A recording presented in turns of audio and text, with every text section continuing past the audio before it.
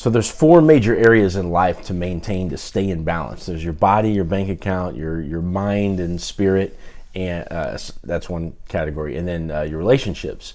And so really the idea is that you work in all four areas every day to keep everything in balance. And so naturally, this is a hard process, to put the proper amount of effort in. You got to plan everything out, and over time, if it's not in balance, it's not in balance, and you start to feel off in one particular category. And typically what tends to happen is that we have to sort of like work extra hard in that one category that got neglected a little bit, and then neglect all the other ones, and then it's like this never-ending cycle, right?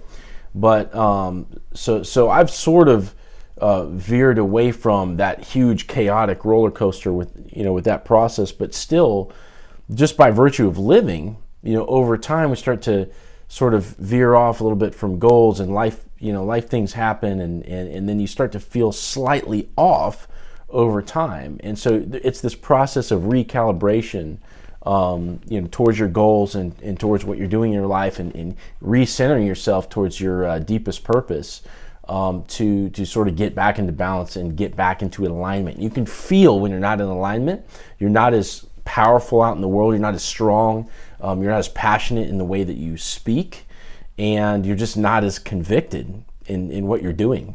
And it sucks. Like, as a man, you want to be able to sort of very matter-of-factly go about your business in the world. And so anytime that, one thing I've started to do over the last year is, like, when I start to feel this way, or if I'm just feeling like somewhat like meh or like uninspired or whatever, one thing I'll do is I'll return to Way of the Superior Man by David Deida, which is sort of like, like the greatest book ever in my opinion. And it's a handbook for men, how to be in touch with your purpose, how to live a masculine life, and how to deal with women practically.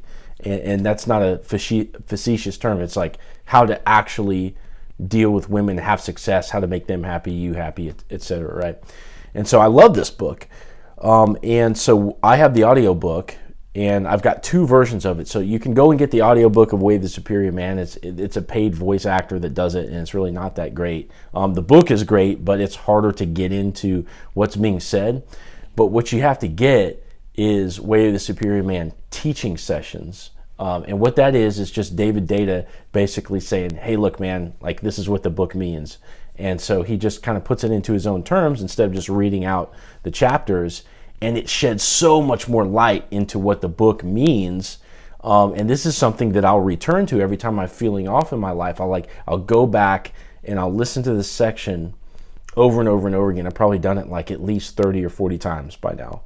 And I've listened to it so many times, and I feel like for teachings that are central to our life. So I think everybody, so we start off at different places in life, and we maybe like master one thing, and then we move on to the next, and we're all at different places. We all have different deficiencies and all this kind of stuff. But at least in my life, reading this book has been so central to my own evolution.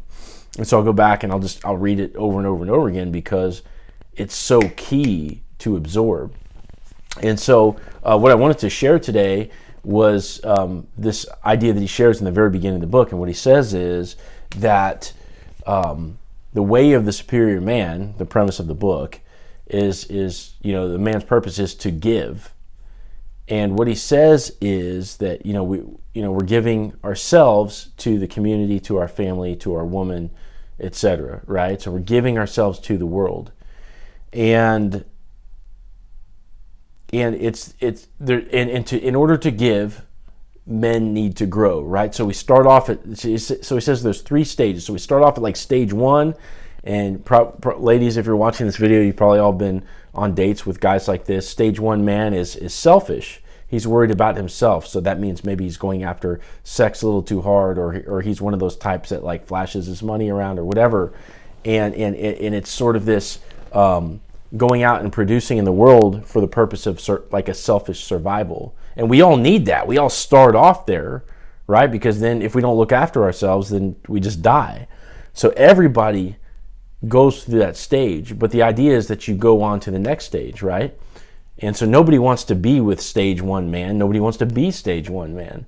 And so he says stage 2 man is the man that understands that there's a value in community and starts, maybe living a little bit more for the community at large, and sort of has a symbiosis with everything around him, and understands there's a greater element to life than just yourself, right?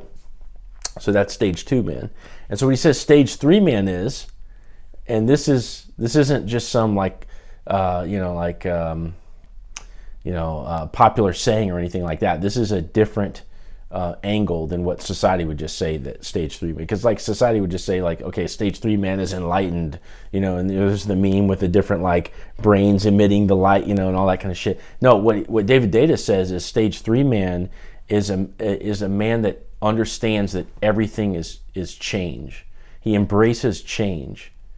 Okay, so that's key. That's a key understanding. Stage 3 man is a man that embraces change, and what that means is that he's going to give his deepest gift regardless of whether it's accepted or not. So understanding that everything is going to change, which means that ultimately you're going to die, and everything you work for throughout your entire life could not be accepted by society potentially, right? So you're doing this not for the statue, not for the news article headline or whatever, but that you're just doing it just to do it, because you get a fulfillment in exercising your purpose every day, and that's it. So it doesn't go any deeper than that. So he says that the way of the superior man is to give, and ideally you're giving at this level where you understand that what you're doing could literally, potentially have no effect on the world whatsoever, and yet you're still doing it.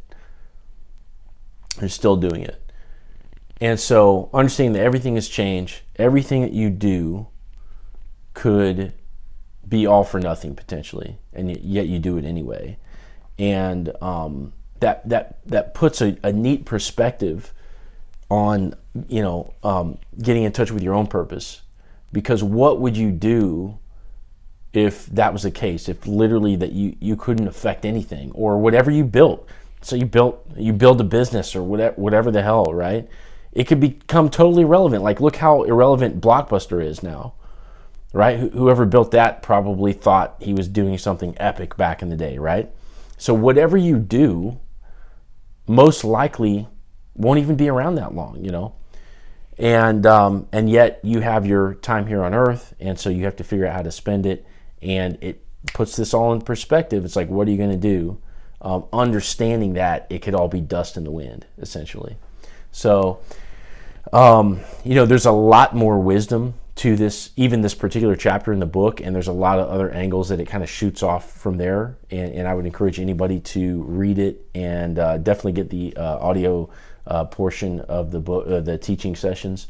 So I'm going to just kind of cut it off there, but just even that teaching right there is just so key, I feel like, for realigning yourself. I just really wanted to share that. So I hope everybody has a great night, a great day, and a great week, and we'll talk to you later.